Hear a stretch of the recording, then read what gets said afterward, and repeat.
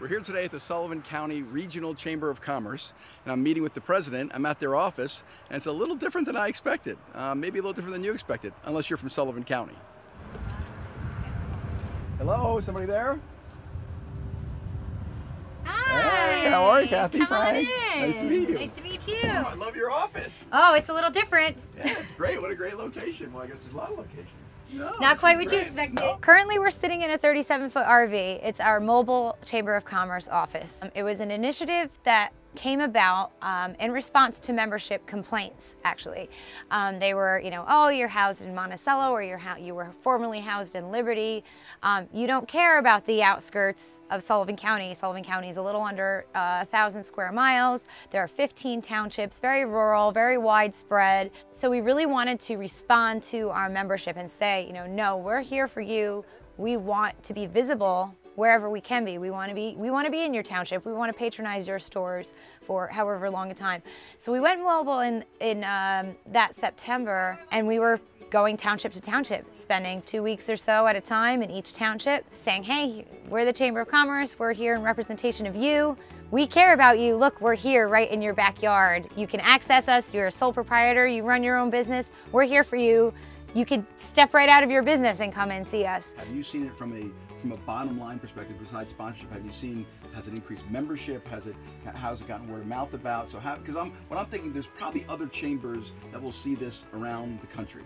Right. Who probably are in rural areas like you, and so I'm kind of interested in your perspective, because they may go, hey, that may be a good idea for us. It's funny that you say it. We've actually had a few chambers, in rural areas reach out to us and ask us, how is it working for you? What are the downfalls? Have you had any downfalls? I will not say that it has been like an overwhelming shock of new membership. I will say it has helped with retention, because especially for the townships that may have felt neglected, or why do I pay my dues, they have certainly felt a chamber presence in their lives, whether they wanted it or not. But we absolutely came to their front doorstep and said, hey, we're in town, just stopping in to say hi, how are you? And that's probably something that they hadn't had in many years. I mean, the VP was great at going out within the communities and, targeting new members and hitting them up, or saying, hey, have you checked out our networking events? But actually going door to door and thanking the current ones, and reaching out to them and making sure that they felt their membership value, I'm not sure was really successful. So I think in retention we've done a lot better. I think we've been pretty good throughout the economy's ups and downs in retaining our membership. I think we're just under 600 members right now. So I think we've done pretty well in the sustainability of the chamber itself as an entity, but also bringing to the table services that businesses really need in this kind of area. There aren't a whole lot of advertising opportunities that they have to take advantage of. So networking, word of mouth, still best. And I have to say, all over the place, I said, oh yeah, I saw your mobile office. Oh, you're in Rock Hill, or you're in Parksville, or you're wherever. They actually visually have seen the office and they're like, oh, are you still in town? Or are you still going to be in town? Or where are you going to be next? If I'm sitting here and they're watching this right now, and they're saying, well, I'm not a member of the chamber, what's it going to do for them? Why should they become a member of the Sullivan County Chamber of Commerce? What do you do for your members that, if I'm not a member, what's the difference? What's the advantage? The first and foremost, they get a listing on our website, catskills.com. They're able to put our logo on their site that they're a member. If they do happen to have, social media or a website or a landing page or something like that, we can integrate that all with their listing.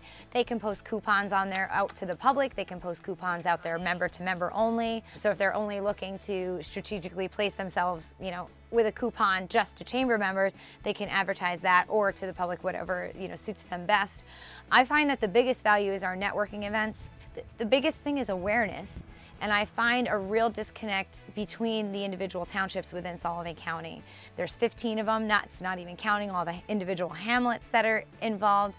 And if you're not out there in print and you're not out there in radio, how are you getting the word out about your business or the services that you offer? And again, word of mouth is always still the best. Sending a representative or yourself to a breakfast, it may not materialize into a client instantly, but when you are looking for that good or that service and you say, oh, I met that person, they were at such and such networking event, that personal touch means a lot.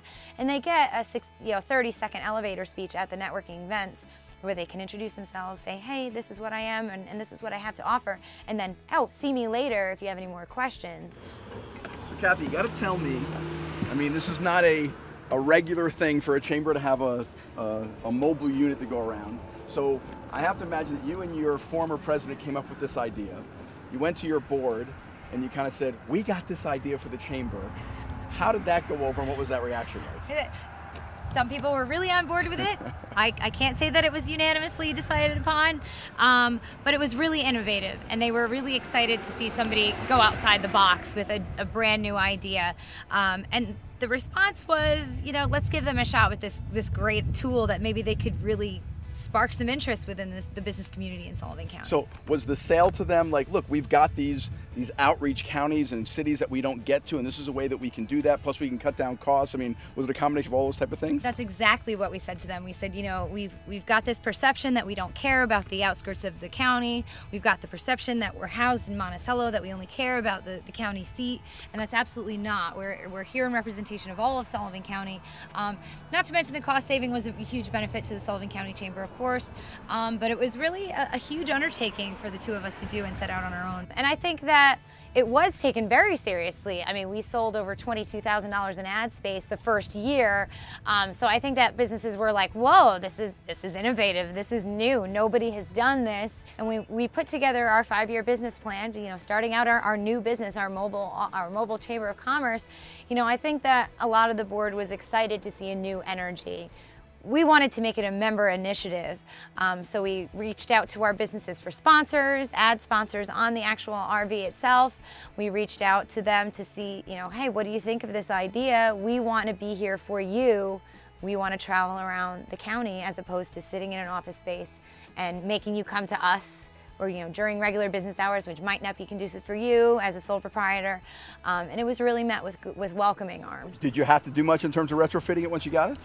We just had to pull some couches and put in a couple desks. So, okay. You know, if in the event we did decide to sell it, which I don't intend to, but if we did, obviously we could, you know, throw the couches back in if we absolutely wanted to. But we liked our mobile office. It's quaint, it's welcoming, it's inviting, and certainly approachable. What's your vision of the future, not just from this perspective, but for the chamber itself? What do you want to see happen with the chamber in the next 5 or 10 years? You know, we'd obviously love to see some more growth. We'd like to see the business community start to have some positive energy.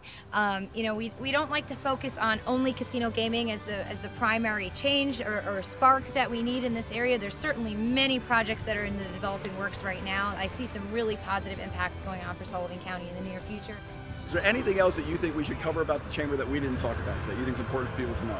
You know, I just think it's important for them to understand how hard we work for our members. You know, we're always looking to promote them if they have a special service or goods that they're putting out that maybe, you know, the whole county isn't aware of. You know, that's our major mission, is to promote the membership. We want to make sure that you have your small business services that you need as a sole proprietor or a small entity. You know, making sure that you understand, you know, regulations or change or updates, and that, you know, you're up to speed with the best business practices, but also that you're out there promoting yourself. I mean, the chamber does the best for the person that's actively promoting themselves, looking to network within their business community and really spread the word. So just the message is to make sure that they know that we're here for them and that we're their voice.